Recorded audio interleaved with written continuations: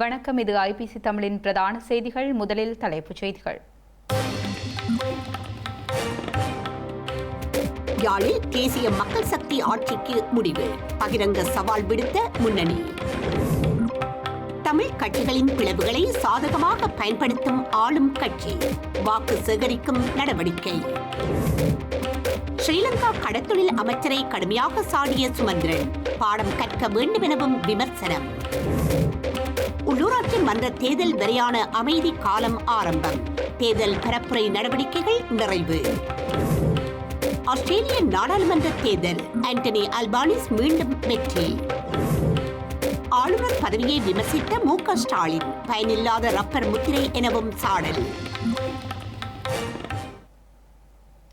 இனி விரிவான செய்திகள்.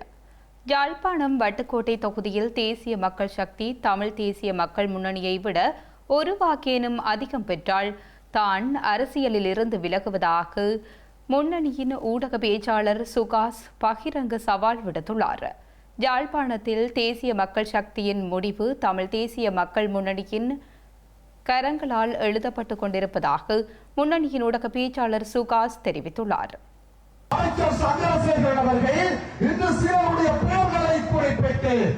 வட்டுக்கோட்டை பிரகடனத்தை நிறைவேற்றிய வட்டுக்கோட்டை மண்ணையும் தாங்கள் கைப்பற்றுவோம் என்று சொல்லியிருக்கிறார். அமைச்சர் சந்திரசேகரன் அவர்களே, உங்களுக்கு பகிரங்கமான சவால் விடுக்கின்றோம். எமது வட்டுக்கோட்டையில் வட்டுக்கோட்டை தீர்மானம் நிறைவேற்றப்பட்ட மண்ணில் அண்ணன் கடனுடைய சைக்கிளை விட உங்களுடைய கட்சி ஒரு வாக்கு தரக்கூட இருந்தால் அண்ணனுடைய தம்பியாகிய நான் அரசியலில் இருந்து ஒதுங்குகிறேன். இது பகிரங்க சவால். இந்த தேர்தலில் வட்டுக்கோட்டையில் ஜேவிபி சவப்பெட்டிகளுக்குள் அடக்கம் செய்யப்படும். அது வடகிழக்கெங்கும் தீயாக பரவும். ஜேவிபியினுடைய முடிவு எங்களுடைய கரங்களால் எழுதப்பட்டுக் கொண்டிருக்கிறது. தமிழ் கட்சிகளிடம் ஏற்பட்டுள்ள ஒற்றுமையின்மைக்கு நடைபெறவுள்ள உள்ளூராட்சி சபை தேர்தல் பாடம் கற்பிக்கும் என ஸ்ரீலங்கா கடற்றொழில் அமைச்சர் ராமலிங்கம் சந்திரசேகர் தெரிவித்துள்ளார். குறிப்பாக கட்சி தலைமைகளிடையே ஒற்றுமை இல்லாத இலங்கை தமிழரசு கட்சி தமிழ் மக்களுக்கான தீர்வு திட்டங்களை எவ்வாறு பெற்றுக் கொடுப்பார்கள் என அமைச்சர் ராமலிங்கம் சந்திரசேகர் தெரிவித்துள்ளார். பொது தேர்தல் தண்ணி காட்டியிருக்கிறாங்க, மறந்துடாய். அப்ப அதனால இப்ப உங்களுக்கு இந்த உள்ளூராட்சி சபை தேர்தலும் மக்கள் மீண்டும் தண்ணி காட்ட போகின்றார், மறந்து விடாது. என்னத்தை சொன்னாலும் என்னத்தை நீங்களாம் தலைகளாக நின்றாலும் எல்லா கட்சிகளும் ஒன்றாக நின்றாலும் கூட, ஏன்னா நீங்கெல்லாம் உங்களிடம் ஒற்றுமை இல்லைங்கிறது எங்களுக்கு எல்லாருக்கும் தெரியும். தேடி பாருங்க, சுமந்திரனும் கஜேந்திரகுமார் பொன்னம்பலம் ஒன்று சேருவாங்களா? ஒரு பக்கத்தில் உட்காருவாங்களா? மாட்டாங்க. ஏன்? அவங்க ரெண்டு பேரும் ரெண்டு கட்சி பரவாய். சுரேஷ் பிரேமச்சந்திரன் அவர்களும் சுமந்திரன் ஒன்றா இருப்பார்களா? அல்லது கஜேந்திரனோட ஒன்றா இருப்பார்களா? இல்லை என்கிட்ட அவர்கள் ரெண்டு கட்சி மூன்று கட்சியில் இருக்க தனித்தனியான கட்சி. தனித்தனியான கட்சிகள் பரவாயில்ல, ஒன்று சேர வேண்டாம். இந்த சுமந்திரன் பெரிய வாய் பேசுகிறார் தான். இன்னைக்கு பெரிய வீரன் மாதிரி எதிர்வரும் காலங்கள் பெரிய போராட்டங்கள் முன்னெடுக்க போகின்றார்கள் அப்படியெல்லாம் சொல்றாரு தானே. இவர் தான் சொல்றாரு தமிழ் மக்களுடைய இருப்பை பாதுகாத்துக் கொள்ள வேண்டும் கேட்கிறாரு. சுமந்திரன் ஐயா அவர்களே, அன்பார்ந்த என்ன ஜனாதிபதி சட்டத்தரணி சுமந்திரன் அவர்களே, ஜனாதிபதி சட்டத்தரணி சுமந்திரன் அவர்களே, நீங்களும் யாரு ஸ்ரீதரனும் ஒரே கட்சி, தமிழரசு கட்சி, பக்கத்தில் உட்கார மாட்டீங்க, ஒரு மேடையில் ஒன்றா இருக்க மாட்டீங்க. இப்போ நீங்க என்ன ஐயா, உங்களுக்கு என்ன, அதான் கேட்குறோம், என்ன அருகதை இருக்கு தமிழ் மக்களுடைய ஒற்றுமை பற்றி பேசுறோம். தேசிய மக்கள் சக்தியின் ஊழல் வழக்குகளில் தானே முன்னிலையாக்கி வாதிடுவதாக இலங்கை தமிழரசு கட்சியின் பதில் பொதுச் செயலாளர் சுமந்திரன் குறிப்பிட்டுள்ளார். யாழ்ப்பாணத்தில் ரவுடி அமைச்சர் என ராமலிங்கம் சந்திரசேகரனை கடுமையாக விமர்சித்துள்ளார். இலங்கை தமிழரசு கட்சியின் இறுதி பிரச்சார கூட்டத்தில் சுமந்திரன் இவ்வாறு குறிப்பிட்டுள்ளார். எங்கள் அனைவருக்கும் அவமானமாக இருக்கிறது. படிப்புக்கு பேர் போன கல்வி சமூகம் செறிந்த இந்த மண்ணிலே இருந்து இவர்கள் எப்படி பிரதிநிதிகளாக போனார்கள் என்ற கேள்வி எழுகிறது. ஒருவர் சொல்லுகிறார், யாழ்ப்பாணம் 7,000க்குள்ளதானே இருக்கிறது, இதற்கு முன்னர் 2 லட்சம் மக்கள் தான் நாட்டின் சனத்தொகை என்று சொன்னார். சரி, அவருக்கு கணக்குத்தான் தெரியாது என்று பார்த்தால் புவியியலும் தெரியாது. இந்த விடயங்களை சுட்டி காட்டினால் அவர்களுடைய ரவுடி அமைச்சர், நாங்கள் அவரை ரவுடி அமைச்சர் என்று சொல்வதற்கு காரணம் நான் இப்படியாக ஒருவரையும் விழிப்பதல்ல, ஆனால் ரவுடித்தனமாக செயற்படுகிறார் என்று சொன்னபோது அவர் அதை மறுக்கவில்லை. அடுத்த நாள் சொல்லுகிறார், நானும் ரவுடிதான் ஒத்துக்கொண்டு விட்டார். அவர் ஒத்துக்கொண்ட காரணத்தினாலேயே அவருக்கு அது பிடித்த ஒரு அடைமொழியாக இருக்கிறது என்ற வேறு அடைமொழிகள் அவருக்கு பாவிக்க முடியாதே. சுனில் ஹந்துனெட்டி உங்களுடைய முக்கியமான உறுப்பினர் அமைச்சர், அவர்தான் மனுதாரர்.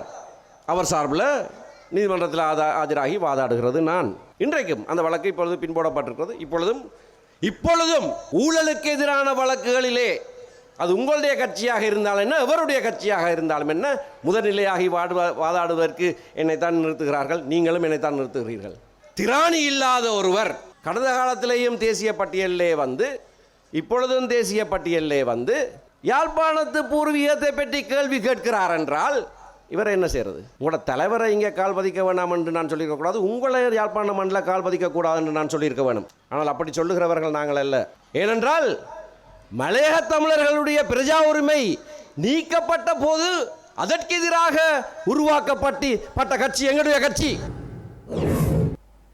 திருகோணமலையில் தமிழர்கள் செறிந்து வாழும் பிரதேச சபைகளை இலங்கை தமிழரசு கட்சி கைப்பற்றும் என நாடாளுமன்ற உறுப்பினர் சண்முகம் குகதாசன் குறிப்பிட்டார்.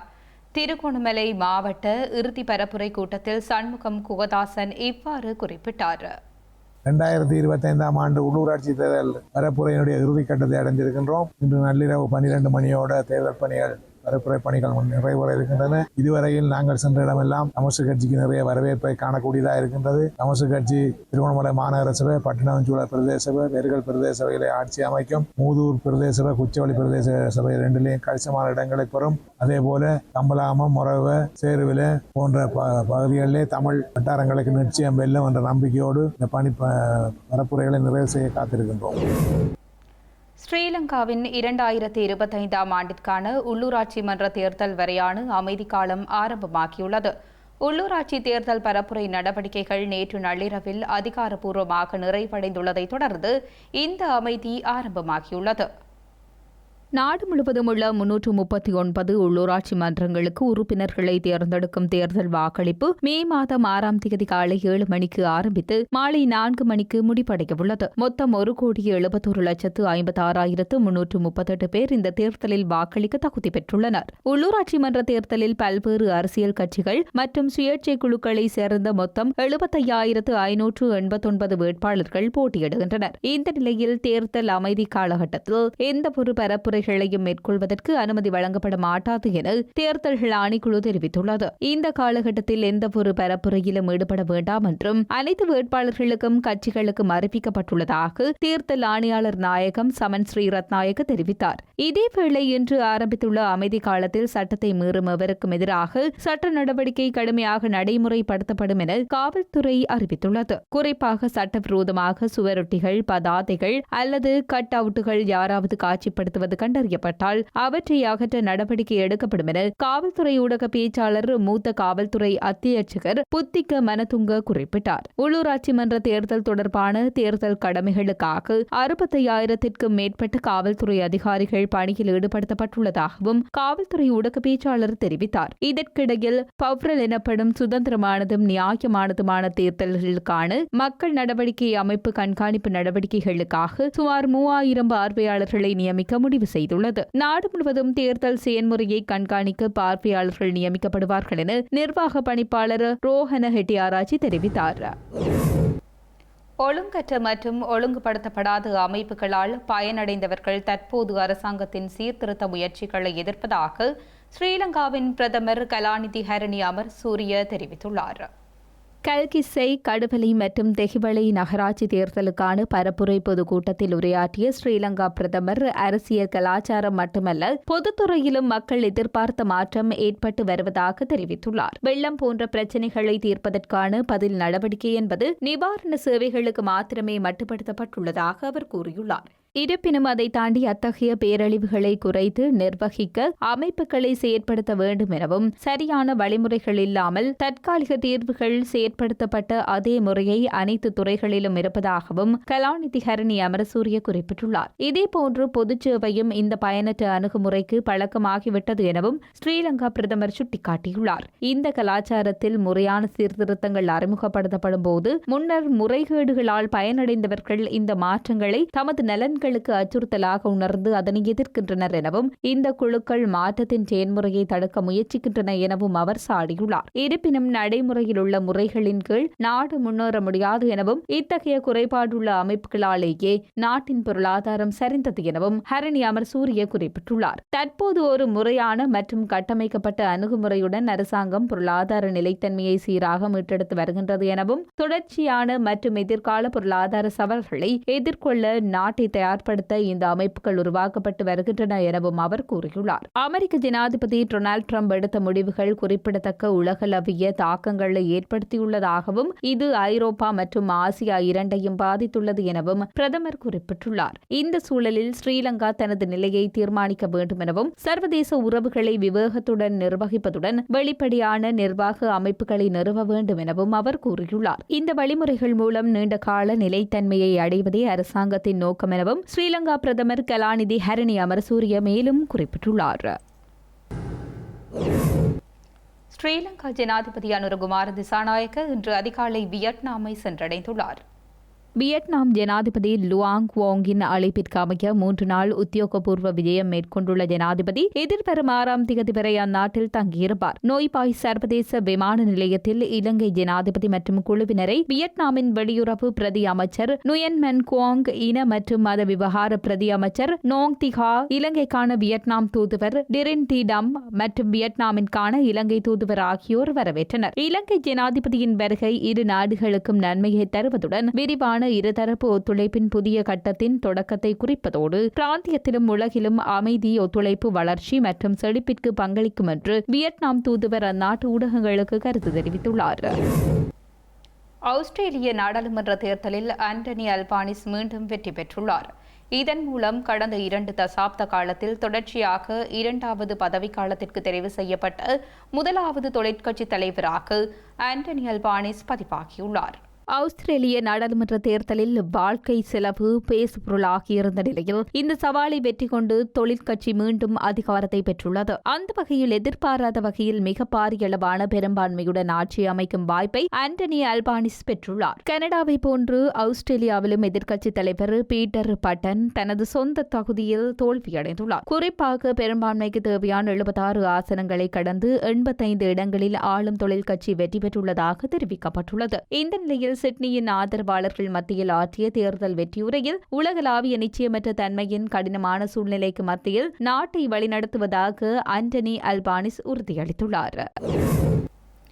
ஆளுநர் பதவி என்பது பயனில்லாத ரப்பர் முத்திரை என தமிழ்நாட்டின் முதலமைச்சர் மு.க. ஸ்டாலின் விமர்சனம் செய்துள்ளார். உச்ச நீதிமன்றத்தின் தீர்ப்பின் மூலம் பூனைக்கு மணி கட்டப்பட்டுள்ளது எனவும் அவர் குறிப்பிட்டுள்ளார். முதலமைச்சர் மு.க. ஸ்டாலினுக்கு மாநில சுயாட்சி நாயகருக்கு மகத்தான பாராட்டு என தலைப்பில் சென்னை நேரு உள்விளையாட்டு அரங்கில் பாராட்டு விழா நடைபெற்றது. ஆளுநர் தொடர்பான வழக்கில் மாநில சுயாட்சியை நிலைநாட்டும் வகையில் தீர்ப்பை பெற்றுள்ளதாக தெரிவித்து கல்வியாளர்கள் சார்பில் இந்த விழா ஏற்பாடு செய்யப்பட்டிருந்தது. இந்த விழாவில் உரையாற்றிய முதல்வர் மு.க. ஸ்டாலின் தமிழ்நாட்டு மக்களே சுயாட்சி நாயகர்கள் என குறிப்பிட்டுள்ளார். தம்மை பொறுத்தவரை வெற்றி என்பது குழு முயற்சியே என கூறியுள்ள அவர், உச்சநீதிமன்றம் தீர்ப்பு என்பது தமிழ்நாட்டு மக்களுக்கும் தமிழகத்திற்கும் கிடைத்த வெற்றி எனவும் குறிப்பிட்டுள்ளார். மக்களுக்கு தேவையான திட்டங்களை தீட்டினால் மத்திய அரசின் முகவராக நியமிக்கப்பட்டு தற்காலிகமாக தங்கியுள்ள ஆளுநர் தடுத்து நிறுத்த முடியும் என்றால் மக்களுக்கு என்ன மரியாதை எனவும் வாக்குக்கு என்ன மரியாதை எனவும் அவர் கூறியுள்ளார். ஆளுநருக்கு சம்பளம் தருவது மாநில அரசு என கூறியுள்ள தமிழ்நாட்டின் முதல்வர் மு.க. ஸ்டாலின், பல்கலையை நிர்வாகிக்கும் துணைவேந்தரை ஆளுநர் நியமிப்பது எப்படி நியாயம் எனவும் கேள்வி எழுப்பியுள்ளார். செய்திகளின் நிறைவாக மீண்டும் தலைப்புச் செய்திகள். யாழில் தேசிய மக்கள் சக்தி ஆட்சிக்கு முடிவு, பகிரங்க சவால் விடுத்த முன்னணி. தமிழ் கட்சிகளின் பிளவுகளை சாதகமாக பயன்படுத்தும் ஆளும் கட்சி, வாக்கு சேகரிக்கும் நடவடிக்கை. ஸ்ரீலங்கா கடத்தொழில் அமைச்சரை கடுமையாக சாடிய சுமந்திரன், பாடம் கற்க வேண்டும் எனவும் விமர்சனம். உள்ளூராட்சி மன்ற தேர்தல் வரையான அமைதி காலம் ஆரம்பம். தேர்தல் பரப்புரை நடவடிக்கைகள் நிறைவு. ஆஸ்திரேலிய நாடாளுமன்ற தேர்தல், ஆண்டனி அல்பானிஸ் மீண்டும் வெற்றி. ஆளுநர் பதவியை விமர்சித்த மு.க. ஸ்டாலின், பயனில்லாத ரப்பர் முத்திரை எனவும் சாடல். இத்துடன் ஐபிசி தமிழின் பிரதான செய்திகள் நிறைவு பெற்றன. உடனுக்குடன் செய்திகளை அறிந்து கொள்ள ibctamil.com என்ற எமது இணையதளத்தை பார்வையிடுங்கள். வணக்கம்.